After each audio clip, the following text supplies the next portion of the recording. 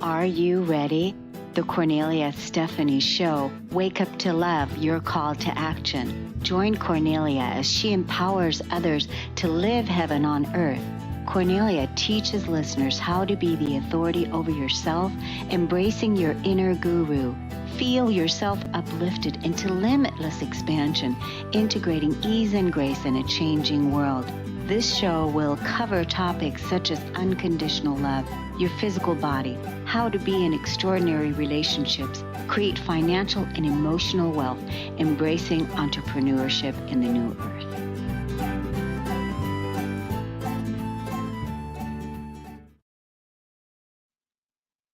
Hello, everyone. Welcome to the Kornelia Stephanie Show. I am here with my beautiful co-hosts, Pia and Cullen, and we are here to talk about how to navigate these current times in our ascension journey. And it's March 2024. It's really hard to connect with this date, this time period right now. And so I'm very curious to see how we're going to express where we are currently at this time on planet Earth. So welcome to the show today, Pia and Cullen. Thank you. Delighted to be here always. Always happy to be involved in these conversations we have together. You know, it's something I look forward to also because it's such an affirming and grounding expression of energy that we exchange between each other. And I always love being here with you, and I appreciate you so much. And thank you so much for being here, and not just here right now, but also for being here on Earth and doing the amazing work that you do. So thank you so much for that. Well, it's, as we always say, it's teamwork. It's all of us. We're doing this together, and we're creating really what we want. So it's absolutely a combined effort. And it is work, but it's work of joy. It is.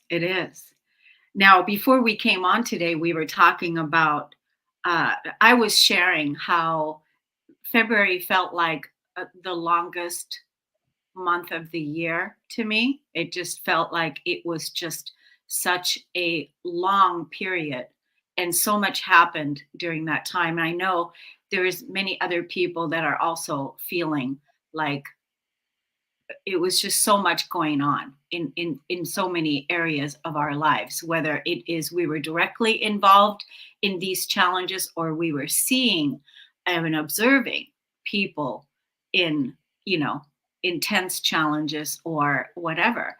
And so we were talking about how currently it feels like I said, I don't know where I am. and you two both said, yeah, you can relate. Indeed, we can. I think the big question is, where are we? We have experiences, Kornelia, and all of your listeners, of knowing we're going somewhere, but we don't know where we have been when we come back. We're aware that we're entering an altered space. We are aware that things happen. Sometimes we are aware of pieces of what we're doing and where we are, but not the complete whole picture. And when we come back from it, it's very disorienting moving back into these third dimensional bodies and experiences we're having here in a limited version of multidimensionality. But that's very encouraging because we are multidimensional beings, and that simply means that we are broaching being multidimensional on an everyday basis more fully. So it's a good kind of strangeness.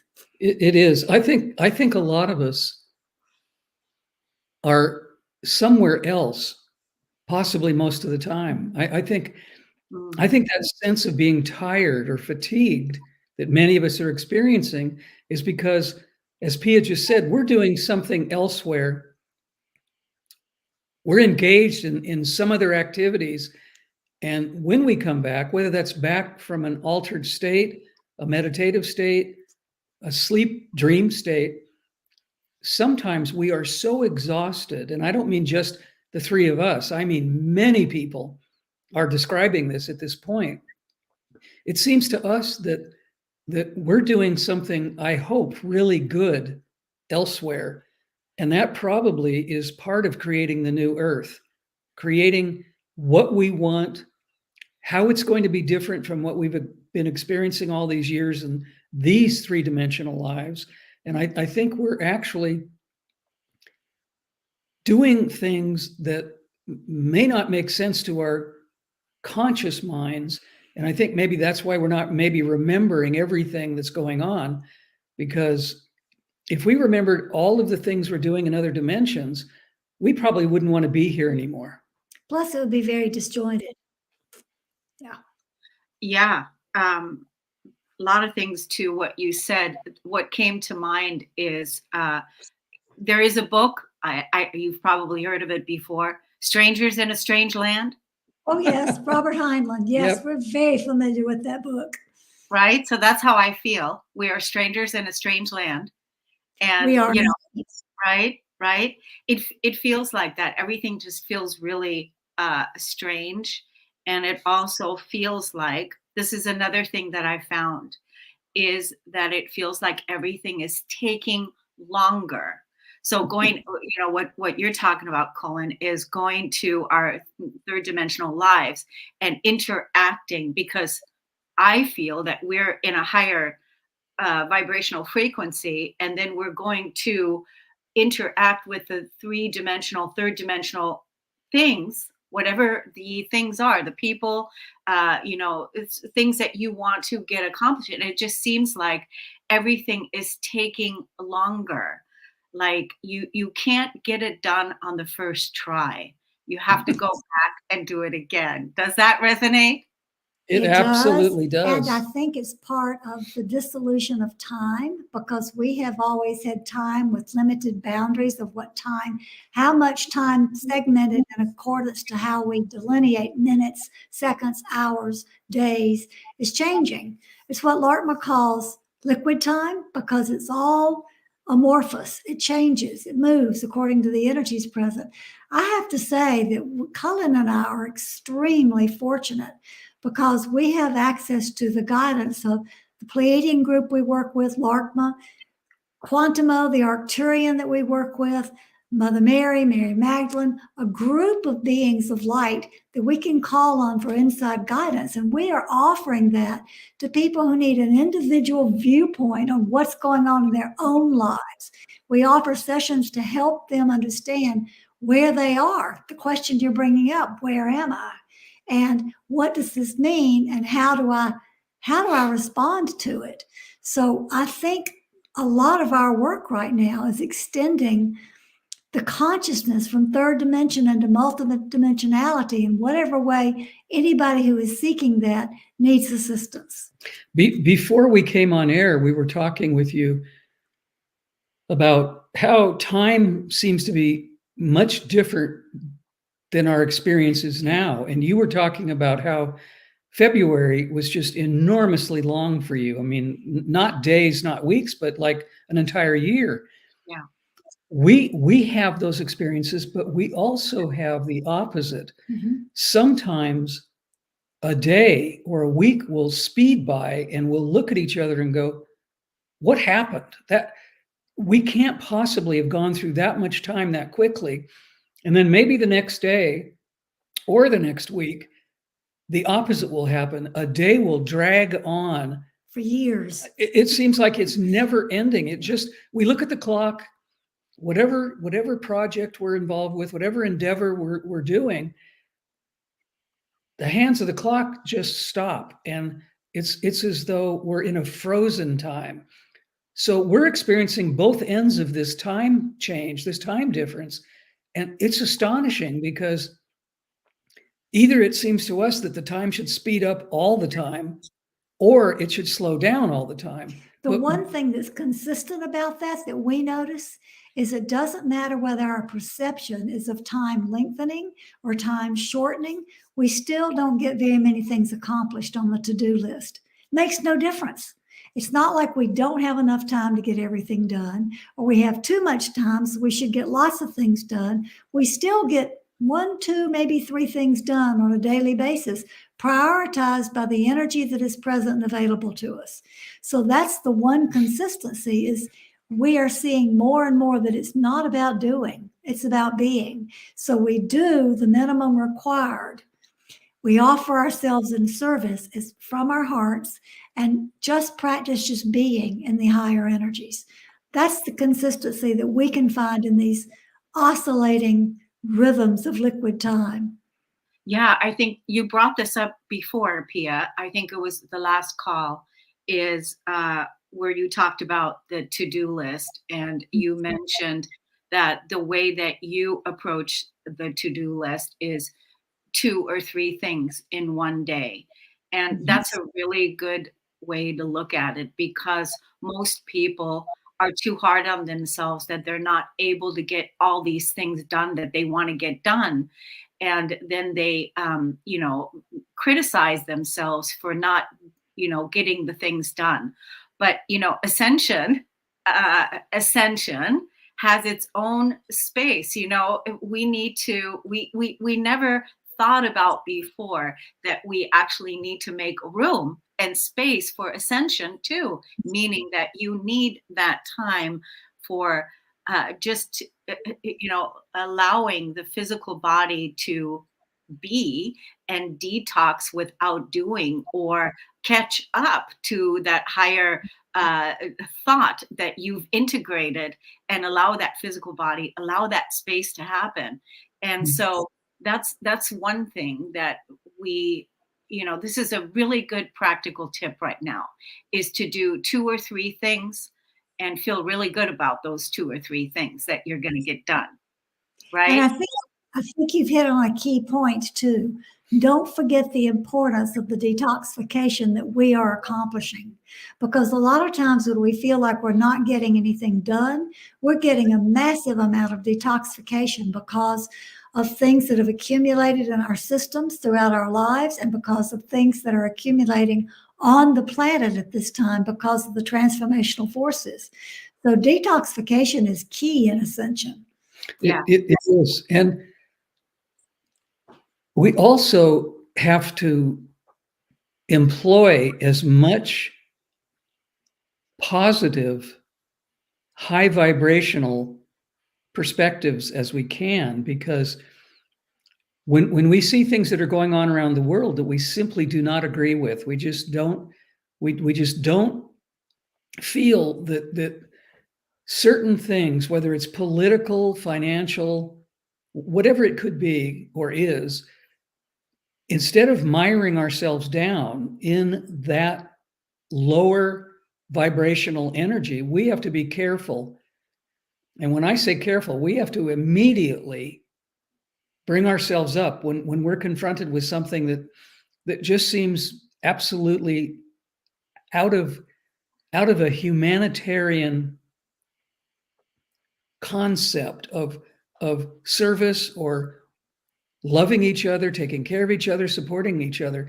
We have to live in a parallel existence. And I'm going to give you a pretty weird but very real example of this. A couple of weeks ago, where we live was immersed in war games. And we woke up to dozens of fighter planes zooming over our house at about 100 feet elevation above us. Shaking the whole house so loud you couldn't hear each other speak. It was vibrationally, it was so uncomfortable. And when they go by, we think, oh, okay, that's just a tiny experience. It's over. 10 minutes later, they come from a different direction. We experienced almost a 24-hour day. Daytime, during light, and at night, these warplanes doing what they were doing. And we didn't know, because no one had warned us. No one had told us this is just a war game. We had no idea if the Middle East was actually embroiled in an actual war. I mean, it was terrifying. We also found out that part of it, the largest part, was practice in war games. But at the end of the practice in war games, there was a strike in Lebanon, which is not very far from the island where we live. And it was supported and instituted by the United States of America and the UN, also backed up by the British military and the French military, all of whom the president of this island said, sure, you can come launch from our space. So didn't warn the citizens of what was going on, but put us all in a dangerous position. So we're finding that in this time, we're needing to be in a state of not expecting anything, but in a state of unexpecting, not knowing what's coming, but being able to respond in a parallel way of, okay, this is what's going on now. How should we choose to respond to it? Not falling into fear, Yeah. and not falling into, maybe this is the end of the world. Maybe this is really the beginning of something that we absolutely do not want to be part of. And I only bring this story up to illustrate that even during something like that, we have to keep our energy, our vibration, our frequency as absolutely as high as possible, because we personally don't have any fear that we're going to be blown up, or that we're going to be in the middle of a terrible, terrifying war, because we don't put our energy in that space. We simply say, well, something's happening here. We don't agree with it. We're not going to align with it, and we're just going to live our lives. We have really close friends in Ukraine who have been living for 2 or 3 years now with the same sort of thing, with actual bombs going on in their own neighborhood, in their yard. And they, through conversations we have had with them, they have said the only way to be okay in situations like this is exactly what Cullen just explained. Don't be afraid. Don't put your energy into it at all, and just live your life in a parallel way, regardless of what's going on in your circumstance. And they're thriving. They're doing great. So we have adopted that as the way that we are also leading the way for those who are saying, what am I supposed to do in this time? That's what we offer. That's what we try to live as an example. Yeah, and it sounds to me like what you are doing is you are bringing balance to what is it that you want to create in creating and living your life. What is that? It is peace. It is higher dimensional living. It is love. It is, you said no to this, and then you're focusing on what you want to create in your life, and you're living that, and you're being that, even though you could very easily be falling prey or falling victim to what is going on, but you are using your tools, the tools that you know, and you're living those tools. Mm-hmm. Yep. Yes. Absolutely. And that's many people around the world can also do in the face of any of whatever the challenges are. But to now, really, we're being called to step up and really shine our light and shine our light, right? That's, would you agree with that? Yes. Completely. One of the things that our Pleiadian friends have been telling us, both personally and to the public for years, is when you feel that things aren't right, when you feel that you're being controlled, or that things are just not in balance, as you said a moment ago, they have explained that the best thing we can do is to be of service to others. Mm-hmm. Because if we spend our time during these tumultuous, chaotic times being of service,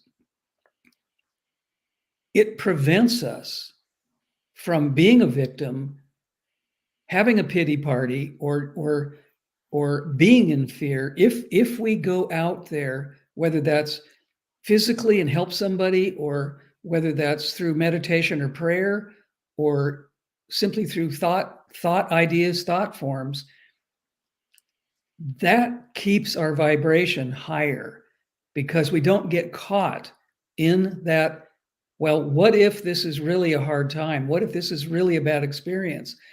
And we've practiced this for years, and it really makes a difference in our perspective or our energetic outlook. If we're doing something positive for someone else, it raises the vibration for us personally, and it also raises the vibration for the people or the animal or whatever we're working with. It changes the vibration. So we think that if people understand that being of service is much greater than just an altruistic experience, it's much more powerful, it's much more potent, and it ripples out everywhere into the cosmos. And when we offer sessions with our light friends for people who want individual sessions, everybody's enriched because the vibration goes out and just extends, like Cullen's talking about. So it's not only helping the person we're working with and not only working with us, but it's also rippling out to help those people who don't even know they need help, who are just frightened. So it makes a difference. Yes, that's because we also have to remember that I like everything that we're just talking about here, is that it's our energy field as well that we are bringing to the person or persons or whatever we're helping. It's our entire energy field that we're bringing, and that also is lifting. What is that? All the tide is rising, all boats, one boat. What is that? What is that speaking word? How does it go? Look at the light that's coming in. You can barely see me anymore. I was just going to interrupt you, Kornelia, and say, you are in the light. What we're experiencing, looking at where you're broadcasting from, is exactly what we're talking about. We have never seen this. We have done so many shows with you over the years. This light coming in is extraordinary. It's giving me goosebumps all over my body. This is a demonstration. I don't know who's responsible for this, but this is a demonstration of the light and the vibration we're speaking of at this very moment. That's beautiful. And I purposefully, Pia, do you guys see the yellow daffies behind me? Mm-hmm. I purposefully brought them in on this call today because I wanted us to have that yellow. I wanted us to have that yellow power, being reminded of, the strength that we each have within us. And so, yeah, I can barely see myself here on the call. So, but the speaking word, a rising tide lifts all boats or whatever. Do you know which one I'm talking about? A rising tide. So that's kind of like what I meant with our energy field, is we're bringing our energy field to all that we are observing or that we're involved in, as you are, where you saw with the planes flying over and you're experiencing that, and then you held a higher vibration. And I really do feel like that's how we're going to change and co-create the realities that we want to live, co-create our heaven on earth. We agree. Yeah. That's being in the parallel space, regardless of whatever's going on around us, not being anchored to or attached to what we perceive only in 3D, but expanding our perception to we are co-creating a parallel realm that is different and putting our energy there. Makes all the difference in the world. It does. I don't know if we've discussed this with you on previous shows, but we met a Scotsman a long time ago, decades ago, I guess, many, many, many years ago. And he was creating what he called parallel community.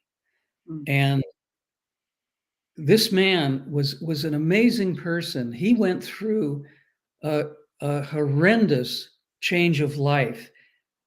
He was a very busy businessman.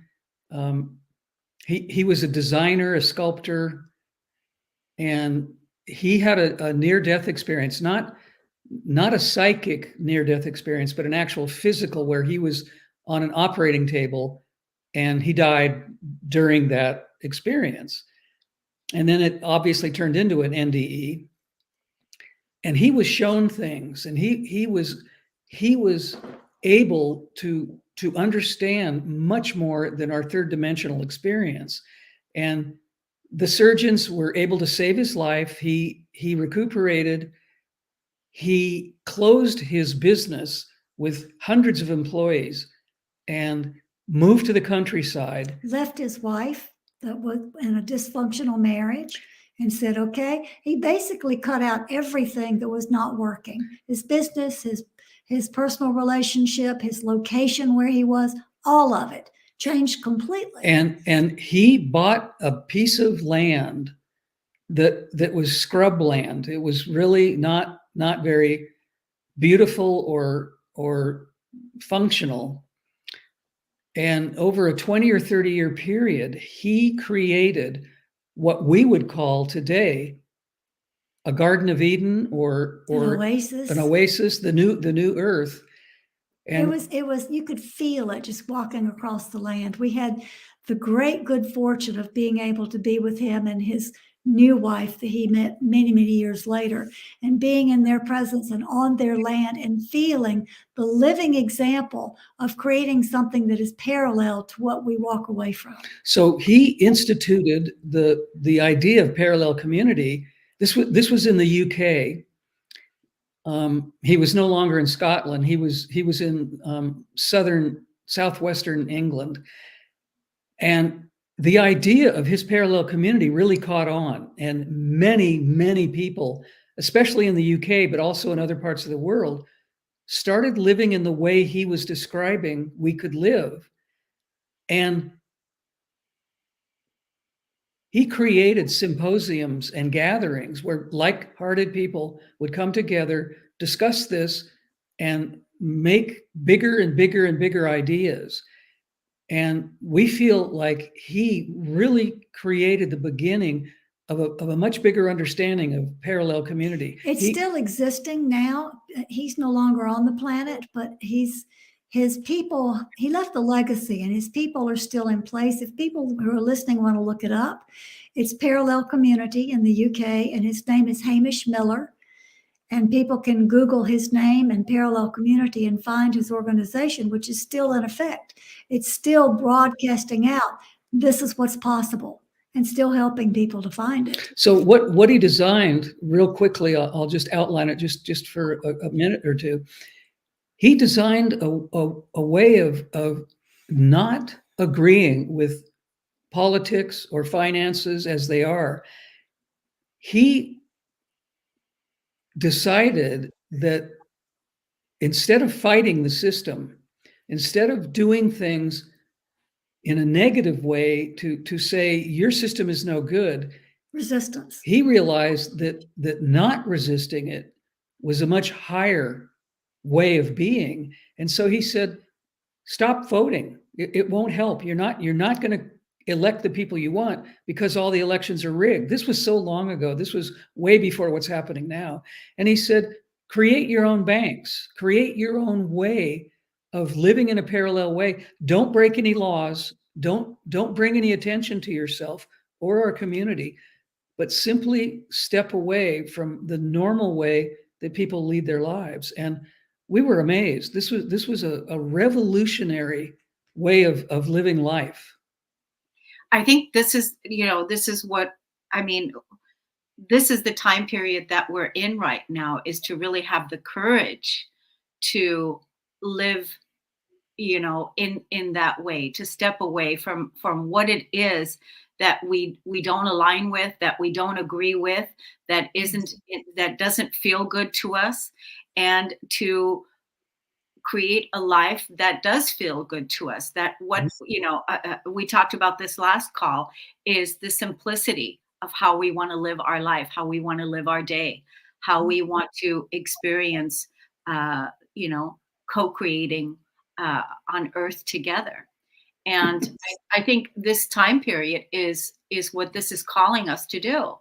And right, like I said, go ahead. Somebody was going to say something. Well, here's just a tiny example of what we're talking about. There's a British movie that is just incredible. It's called The Bank of Dave. I saw it. And that example I love of that movie. what he created was amazing. The British government said, you can't do this. A single person cannot start a bank of their own. Yeah. And he fought them. He looked at all the statutes, all the laws. He fought them and fought them and fought them, like Gandhi fought the British without resistance, without claiming that they were doing anything wrong. He created the most wonderful banking system that's still going and it's still working. I watched that movie twice because I loved it. I loved it so much because, and again, it wasn't that it was easy for him to do that. That was another important piece. He had to really stand in it and go through all these boulders of, people trying to stop him from doing that. And the other thing that I loved about the movie was the singing part and the community coming together, singing together in the pub when they were singing karaoke. That was fun. It was such an inspiring movie. It was. So that's the way we have to live, is inspiring others to have fun while they are non-complying with the things that are meant to impose fear and restrictions. Yeah. Well, I want to tell you all about, I had 2 dreams. And so this was on Leap Day, February 29th. That morning was that morning I did a clearing session and a surrendering. So I did all my work, my spiritual work, and I did a surrendering and letting go of everything that's no longer serving and sending it all back out and releasing and letting go. So it was a big one because I had accumulated a lot of stuff over the last week or weeks. And so I had that clearing session. The surrendering was a huge piece. And then that night when I went to bed, I had that dream in the morning before I woke back up. And the dream was I was standing on this large, large cliff. And I was standing. And so I was supposed to leap. I was supposed to leap and I was supposed to jump, right? That was the feeling, like you must jump, you must leap. And I looked down and I had so much fear because I didn't want to hurt the body. I didn't want to fall and hurt the body and cause trauma to the body, that I don't want to jump. So what felt like, minutes was like a really long time that I was standing there contemplating the jump. And finally I saw some people down there, and they were men and women. And so I called to them, hey everyone, come gather, please. I'm about to jump and I want to make sure that if I jump that somebody's going to be there to catch me when I fall, right? And so I took the leap and I jumped and the people caught me. It was very interesting. It was a very interesting dream. Again, going back to the surrender, taking that quantum leap and trusting that if I jump, that I will be caught, that there's somebody there to catch me. It was a beautiful dream, but immediately from when I was caught by the people, I woke up. And so then when I got up, I was very wobbly in the body. Like I couldn't barely walk straight. It felt very wobbly. So it was a very interesting dream to experience, for where with me doing this surrender and then taking the jump and then coming back into the body and really feeling wobbly. Because you were talking about it earlier, Colin, you were saying we're doing so many things in so many other parallels and dimensions, and we're doing so many things. that was real. That was real. Mhm. It's So, a great Great dream because there's so many symbols in it. The idea of trust, the idea of taking the leap, the idea of community waiting for you to support you. That that is a fabulous metaphorical symbolic dream. I mean, that should give all of us courage to make the leap, to do the things that we're talking about. There was a really famous greeting card artist. I think his name was Stein, Stine, and he did these amazing greeting cards 10, 12, 15 years ago. And one of the cards showed someone leaping off of a precipice, and it was a sequential card. It had like 4 boxes of what was happening as this person was doing what they were doing. And miraculously, a stairwell showed up, and he actually didn't leap into the abyss. He leapt, but he landed on the stairwell. It took him down, down, down, down safely. And that's exactly what you're talking about. And I have another similar to that. I was visiting an artist studio at some point about 20-something years ago. And I remember standing in the studio and seeing only one framed picture. This was a clay artist. And he had one framed picture on his wall. And I looked at it, and that's astounding. And he said, I think you need this in your life. And he took it off his wall and gave it to me. And it said, having the courage to leap means that you trust. You will either begin, wings fly, or ground will rise up to meet you. Go ahead and leap. And he gave me the thing. I had it for a long time. It's like, this is appropriate. This is helpful. yeah, and I think we're experiencing some internet issues. Are you all hearing me, Pia and Cullen? Are you all hearing me? It looks like the internet. Let's see. There you are. Now you're back. I see full. Yep, I see. I see you're back. Are you back? Yeah, we froze. You froze, and we froze for a little while. Okay, so and now you're. So yeah, it looks like we're having some internet issues here today. Let's see if we can just hold the space and that we come back. That we come back and that we can carry on this beautiful conversation today. Let's see. Are you all back here with me? We're here. We can hear but your image is still frozen. Now you're closing. This is one of the things, Kornelia, that's happening a lot.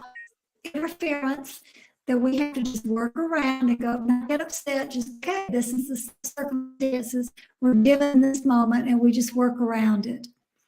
Yeah, and we're just holding the space that we come back fully online and that we can continue on this beautiful conversation. Mm-hmm. So, Pia, I think what I would like to do is I'd like for you to repeat what you said about the leap story. About the story is I was visiting a clay artist studio, and he had one framed picture on his wall. It caught my attention, and I looked at it and I said, that's amazing. He took it off the wall and said, and I just met this man, took it off the wall and he gave it to me very intuitively. He said, I think you need to take this home with you.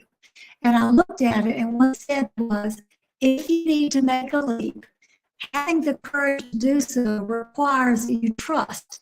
When you leap, either you'll be given wings or the ground will rise up to meet you. Powerful statement. That is a powerful statement. I think that is what it is that we're doing right now, is developing a greater level of self-trust in whatever it is that we're finding ourselves in, right? In whatever situations we're finding ourselves in, being strangers in a strange land, since we're certainly resonating with that. And then at the same time, trusting ourselves in that strange land, Mhm. right? Yep. Yep. I think that's absolutely true. We're finding that people are finding the courage to make huge changes in their lives right now. It's often been said that people are afraid to change their lives dramatically, to really go of things that don't work and to create possibilities. And we're finding that people are doing more and more making huge decisions about stepping away from the normalness of their lives and creating something new, whether that's leaving a marriage, leaving a business, stepping away from their birth family, whatever it encompasses. Many people are making these huge leaps. And I think it's an energetic opening right now for people to be able to do that, maybe for the first time in their lives. Yeah. Yeah. And also, by taking these huge quantum leaps, we're letting go of so much from the past. We're letting Mhm. go of so much from the past and releasing and letting go. And what I feel is important at this time is not to focus on what it is that we're letting go, but to focus on what it is that we're creating in the new. Absolutely, absolutely. Absolutely The, agree with that. the past has to grip on us because we trust, right or wrong, we have trusted what we're used to We've been trained to do that. to believe that the physical world we live in, things we've been taught are all true. And I think people are beginning to understand that maybe much of what we've been told was never true, actually, whether that's by government, religion, even family, even our generational genetic family, things that we've been told, this is what you must do if you want to be loved, if you want to fit in, if you want to be supported, you need to do these things because this is what our family does.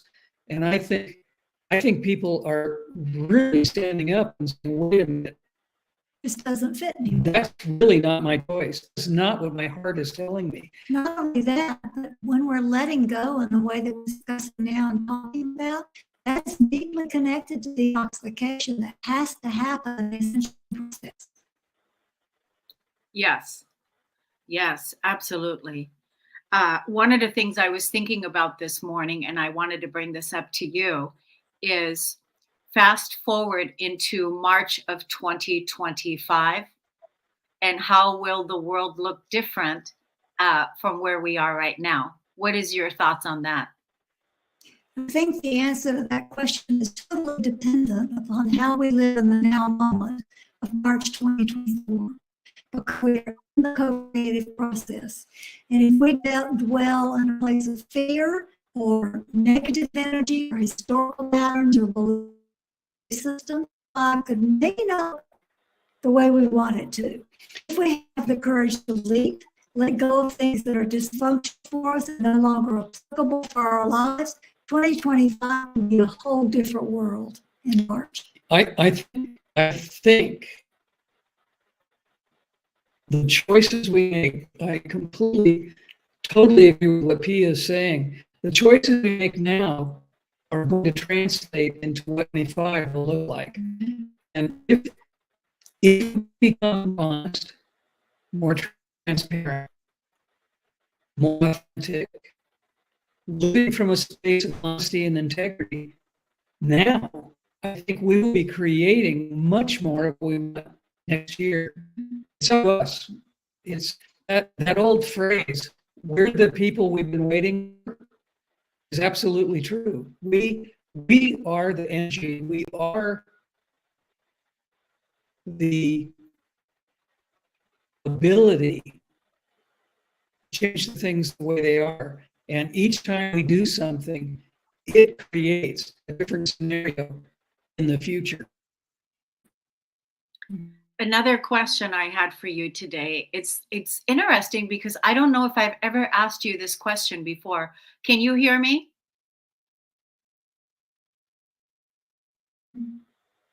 1111 appeared on the Evan clock, says MD. That's awesome. Can you hear me, Pia and Cullen?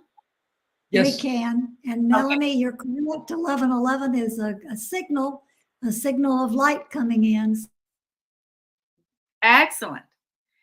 What I wanted to ask you is, are you two the only ones Yes. in the world that are communicating with Larkma? I'm sorry, you cut out and we didn't hear your question. Try again. So I said, are you two the only ones that are communicating with Larkma on? Yes. Yes. Yes. Larkma has selected the two of us to work with them because we've worked with them many, many times in parallel lives, and we are a team. There are other people on the planet who bring in Pleiadian wisdom. We're not the only ones who bring in Pleiadian wisdom, but we are the only ones who work with the team of Larkma. So yes. They not only worked with us in other experiences, other lives, but as children, they supported us and guided us. Brought us together. Whether we understand the whole picture of this, I'm not sure clearly, but when we were children and we were having challenging times or disruption in our energy fields, they were there sending energy, bringing love. So this has been a very, very long association and experience for us. So you would say lifetimes even. Oh yeah, Absolutely. Yes. That's one reason why we get such a wonderful frequency when we are sharing Larkma's energy with somebody else who wants their perspective, and the group, the Larkma group, and the two of us, and the person who's there receiving and asking questions and being in conversation, the vibration goes up across the board for everybody, which we feel then radiates out to others as well. So it's service to self, service to others, and service to the planet. And so when you do the sessions, do both of you, because I know you both have to be together in order for the communication to take place, is that right? So Yes. both of you are doing a personal session for someone together with Larkma, is that right? Yes, that's right. We have to be touching. We have to be synchronizing our energy, each of us individually and together between us with them. And it's a little different than most channelers. Larkma doesn't like the term channeling. They think that's a very old way of speaking. They describe what they do as synchronizing energy. They want a two-way street. They want a communication from the person or group that they're dealing with through themselves, but not in a lecture sort of situation where they're just bringing words out so that people can listen to it. They want interaction. They want a dialogue. And that's a little bit different than most channelers who simply speak information, but there's no back and forth. There's no storyline going on. That's an answer to the question Maria's posing here for everyone. How can humans ask for outside help?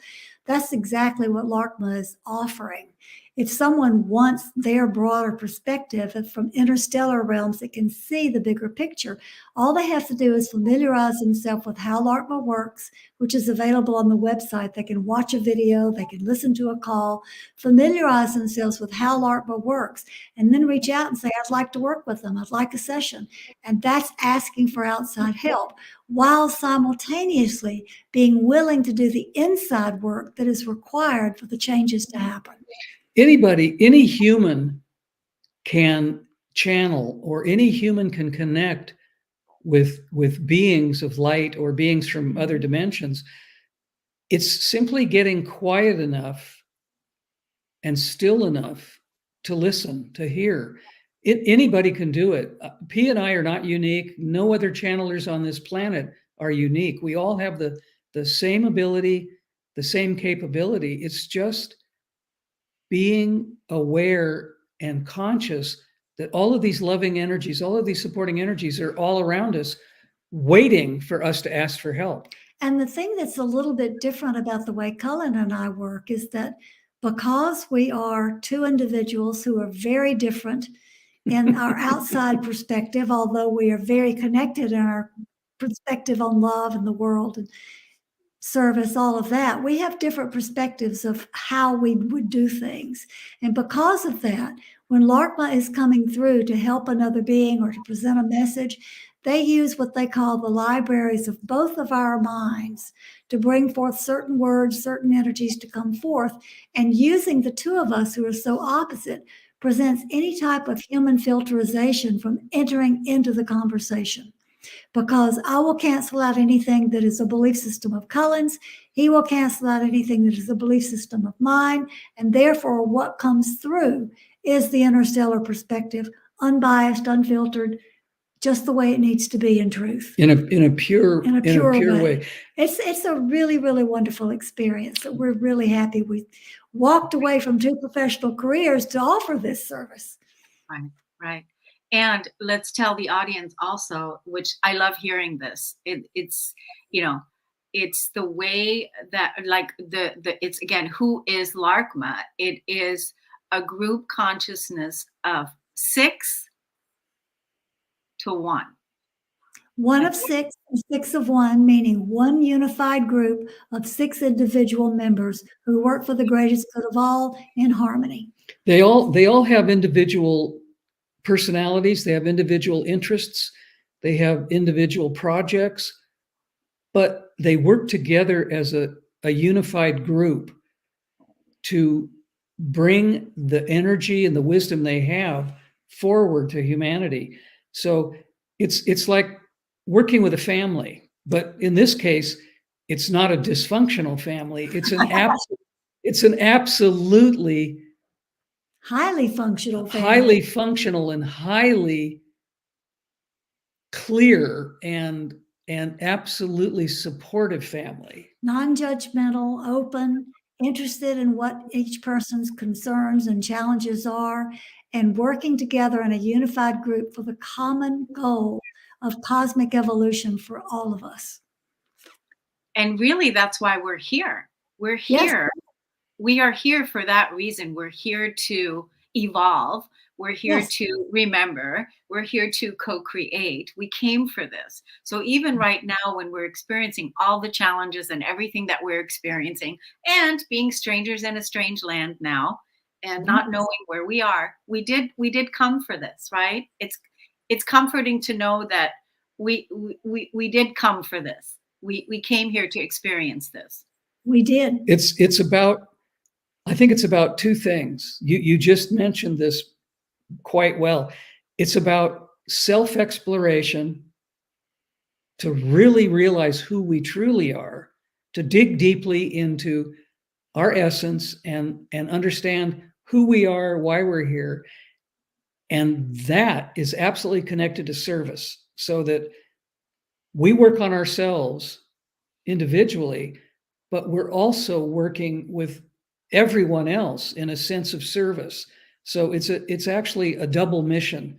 We have to meld figuring out who we are, letting go of all the things that don't work, letting go of all the trauma, all the dysfunctional aspects of ourselves, which every human possesses, and translating that as we work with ourselves into working with others. And that could be another human, that could be an animal, that could be the plant kingdom, that could be the tree kingdom, it could be the elemental kingdom. It doesn't matter what the energy is, but service from a universal cosmic understanding is one of the absolutely highest ways we can be of service to the whole big picture. So I have to ask you, Cullen, I think I'm going to continue on asking you this question as we go through the year. But the question is, are you experiencing a lightness now in your being since Pluto moved into Aquarius? Are you experiencing any difference? It's a simple, clear answer. Yes, Absolutely. Having Pluto leave the influence of Capricorn and moving into Aquarius has either allowed me, helped me, or caused me to be much more in the flow. There is more grace. There is more connection. There is more ease of life since this transition happened just a few weeks ago. The answer is absolutely yes. And I will witness that. I absolutely see it, feel it, know it, trust it. Yes. Yes, I was going to ask you, Pia, because you're there experiencing Cullen, and so being able to be the witness of seeing the change that this planetary change that took place, and how that's affecting Cullen, and so you've noticed the difference.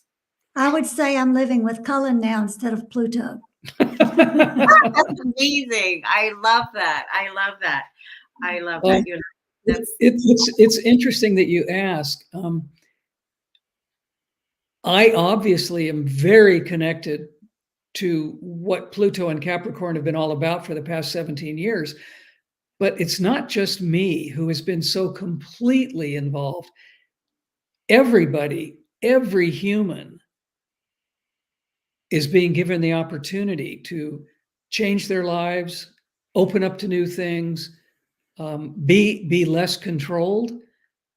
This transition in these planetary movements is a great portal of opening for everybody. Particularly right now, those who live in the United States, because Pluto has had a heavier influence on the United States than other places on the globe during the last couple of years. So Cullen's right.